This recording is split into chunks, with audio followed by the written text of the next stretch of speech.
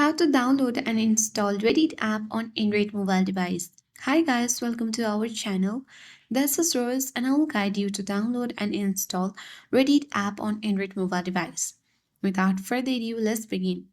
So Reddit is a social news aggregation, web content rating and discussion website where registered members can submit content such as text, posts, links and images to be voted up or down by other members.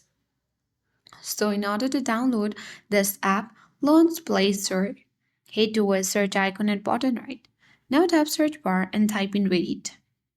You need to make sure that you find the official Reddit app. Tap on it to open and select install button. So it will take a few time depending on the internet connection speed and the storage space you have got on your Android device.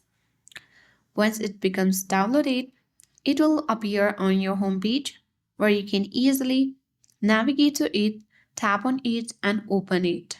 And with that, you can easily use Reddit app on Android mobile device.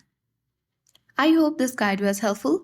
If it was, then do like, share, comment, and don't forget to subscribe. Thanks for watching, and I'll see you in the next video.